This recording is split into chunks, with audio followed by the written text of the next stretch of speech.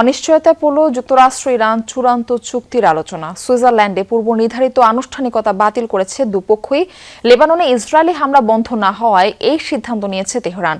অন্যদিকে পরিকল্পনা চূড়ান্ত না হওয়ার কারণ দেখিয়ে সফর বাতিল করেছেন মার্কিন ভাইস প্রেসিডেন্ট জেডি ভ্যান্স। তবে আগ্রাসী আচরণের জন্য ইসরায়েলকে কড়া বার্তাও দিয়েছেন তিনি।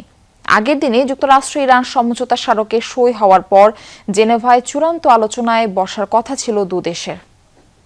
রেইনবো অ্যাক্রোপ্লাস্টে অ্যাক্রিলিক এমালশন থাকায় মুছে ফেলা যায় যে কোনো দাগ সহজেই। Rainbow Paints. যুক্তরাষ্ট্র ইরান চুক্তির অন্যতম গুরুত্বপূর্ণ ইস্যু ছিল লেবানন। দেশটিতে ইসরায়েলি হামলা বন্ধ না হওয়া পর্যন্ত কাগজে কলমে সই না করতে অনড় ছিল তেহরান। ট্রাম্প প্রশাসনের আশ্বাসে পরে তাতে রাজি হয় খামেনি প্রশাসন, কিন্তু লেবাননে থামেনি ইসরায়েলি আগ্রাসন।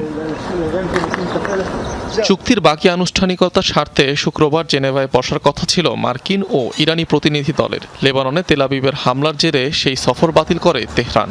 বিষয়টি জানানো হয় অপরপক্ষ ওয়াশিংটনকে। এদিকে ইরানের সাথে আলোচনার পরিকল্পনা চূড়ান্ত না হওয়ার কারণ দেখিয়ে সুইজারল্যান্ড যাচ্ছেন না মার্কিন ভাইস প্রেসিডেন্ট জেডি ভ্যান্সও। কারিগরি ব্যবস্থাপনা সহ খুঁটিনাটি খতিয়ে দেখা হচ্ছে বলে জানিয়েছে হোয়াইট হাউস। ফলে তেহরানের সাথে পরবর্তী দফার আলোচনার সময়সূচি নিয়ে তৈরি হয়েছে অনিশ্চয়তা।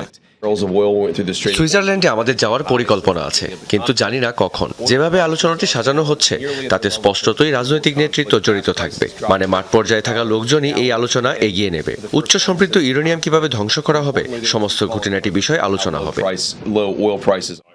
যুক্তরাষ্ট্র ইরান আলোচনায় অনিশ্চয়তা তৈরিকারী আগ্রাসী ইসরায়েলকেও কড়া বার্তা দেন জেডি ভ্যান্স। নেতানিয়াহুর মন্ত্রিসভায় কিছু লোক আছে যারা প্রকাশ্যে এই চুক্তির সমালোচনা করেছেন এবং কিছু ক্ষেত্রে মার্কিন প্রেসিডেন্টকে ব্যক্তিগত আক্রমণ করেছেন। তাদের প্রতি আমার বার্তা, ডোনাল্ড ট্রাম্পই এই মুহূর্তে সমগ্র বিশ্বের একমাত্র রাষ্ট্রপ্রধান যিনি ইসরায়েলের প্রতি সহানুভূতিশীল। গত 3 মাসে আপনাদের মাতৃভূমিকে রক্ষা করা 2/3 অস্ত্রই আমেরিকানদের হাতে নির্মিত এবং আমেরিকান করদাতাদের টাকায় তৈরি। বৃহস্পতিবার যুক্তরাষ্ট্র ইরান সমঝোতা স্মারকে স্বাক্ষর করেন দুদেশের প্রেসিডেন্টরা।